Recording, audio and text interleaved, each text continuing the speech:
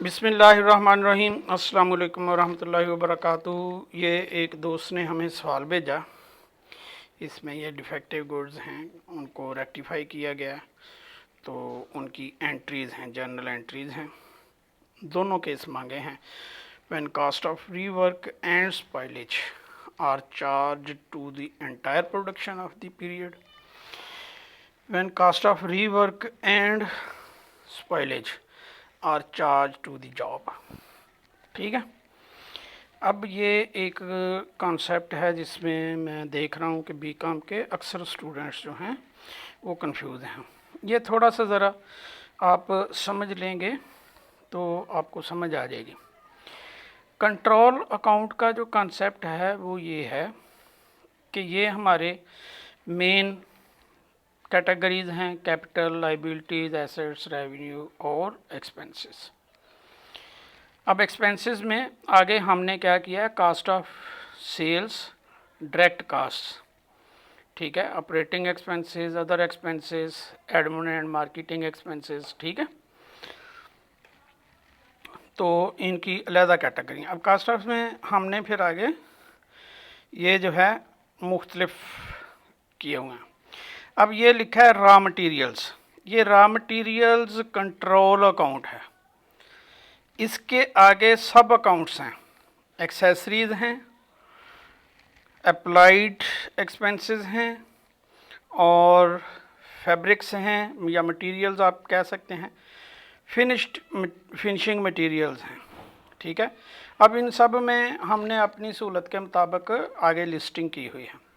Fabrics for example आगे देखें, denim है, ठीक है, इलास्टिक ट्यूब है, केवलार है, मैश है, ठीक है, पॉकेट लाइनिंग है, पॉकेट लाइनिंग फॉर सीएमटी है, 12 फैब्रिक जो हैं ये हमने इसमें बनाए हुए हैं।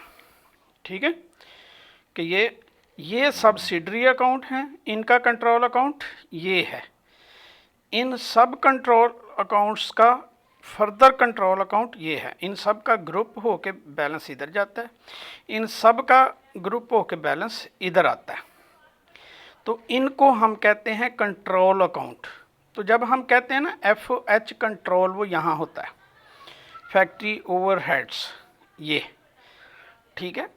अब यहाँ से भी आगे फिर यहाँ फर्दर होंगी और उनकी आगे फर्दर होंगी। बुकिंग यहाँ हो रही होती है। जब हम कहते हैं FH कंट्रोल अकाउंट तो यहाँ ऑटोमेटिकली आ रहा होता है ओवरऑल।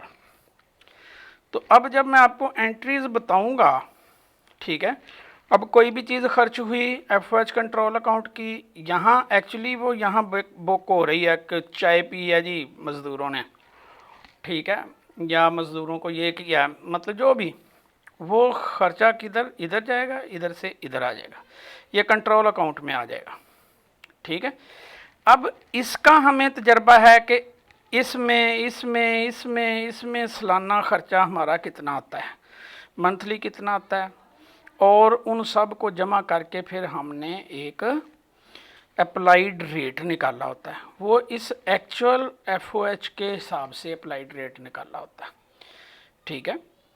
तो वर्क इन प्रोसेस जो है वो एक एसेट अकाउंट में यहाँ से करंट अकाउंट्स में फिर आगे वर्क इन प्रोसेस में FOH control account, subsidiary account होता है वर्क इन प्रोसेस का। तो ये डिफरेंस है, FOH work in process, FOH applied और FOH कंट्रोल अकाउंट, ये तीन डिफरेंट चीज़ें हैं। ये अगर आपको समझ आ गया तो आपके लिए सारी अकाउंटिंग आसान हो जाएगी। अब देखें, जब हम एक्चुअली पहली एंट्री करते हैं, मटेरियल कम हुआ, लेबर जो है लाइबिलिटी क्रिएट हुई, और FOH अप्लाइड को हम क्रेडिट कर रहे हैं, FOH अप्लाइड क्रेडिट कर रहे हैं, और वर्क इन प्रोसेस जो है उसको हम डेबिट कर रहे हैं। ठीक है। तो अब ये हमारा जो है FOH अप्लाइड जो है वो डेबिट किससे होगा ये हम बाद में देखते हैं, लेकिन फ़िलहाल हम इसको क्रेडिट कर रहे हैं।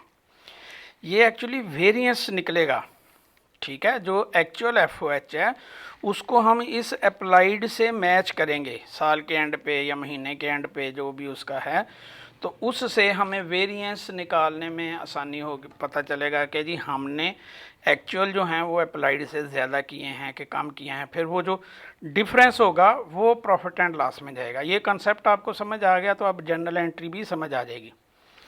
तो ये जर्नल एंट्री तो सीधी सी है, ये हम एक्सपेंस बुक कर रहे हैं या एक हमारा शक्ल बदल रहा है एसेट, करंट एसेट इन्वेंट्री जो है पहले ये मटेरियल की शक्ल में थी, अब वो वर्क इन प्रोसेस की फॉर्म में है।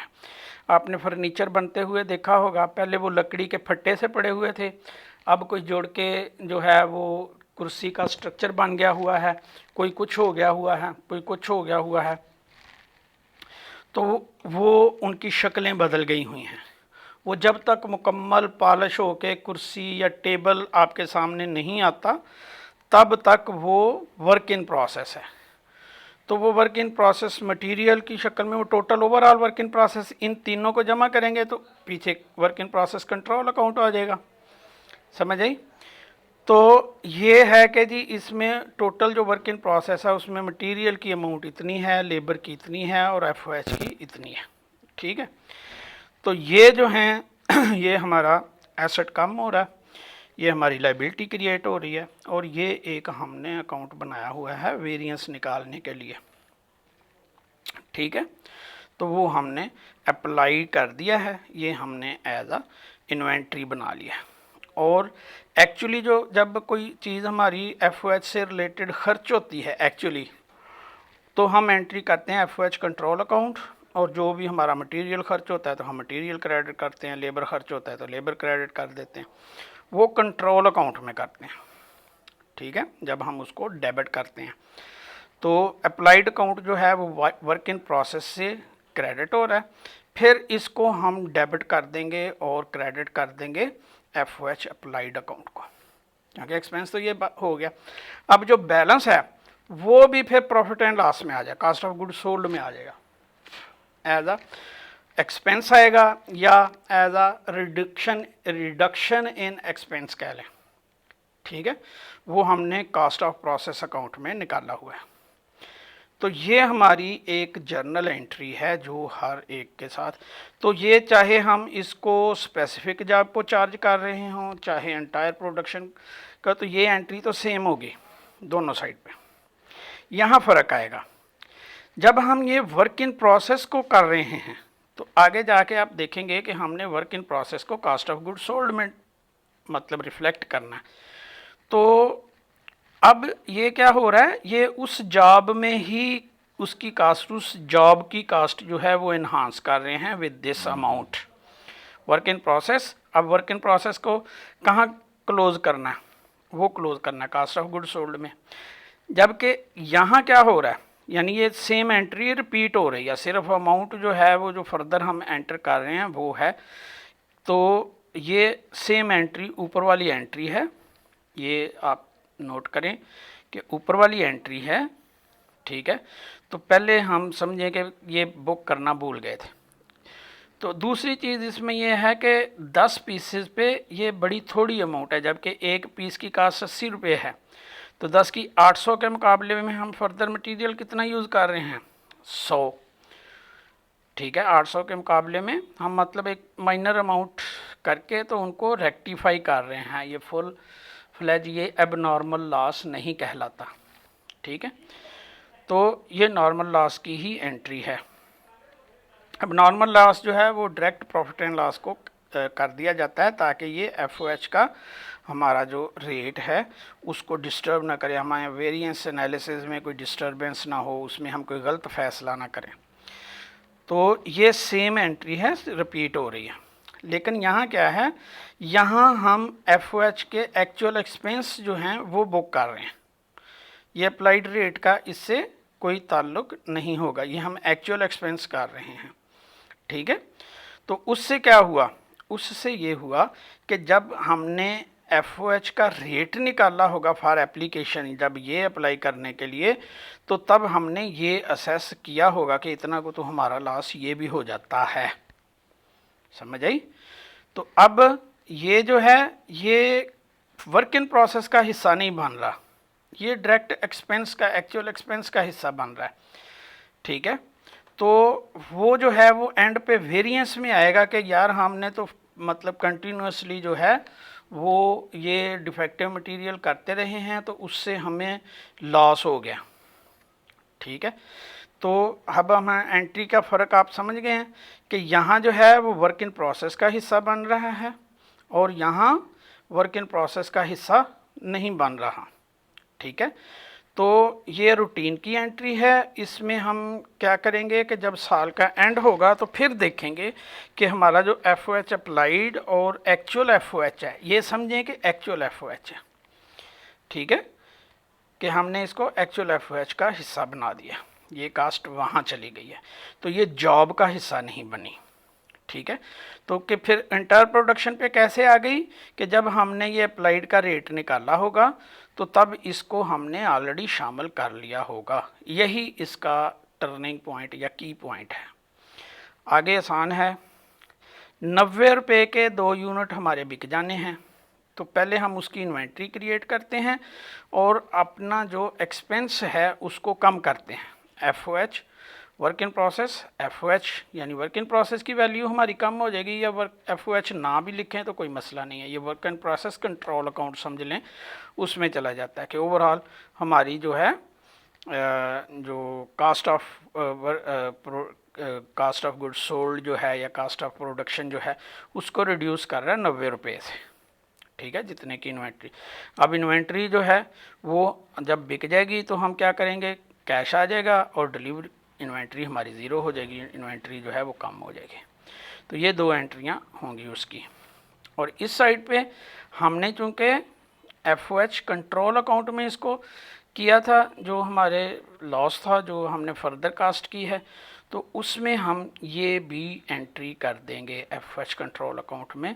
तो हम ऑटोमेटिकली हमारा ख़र्चा कितना रह गया, 410 रुपये का।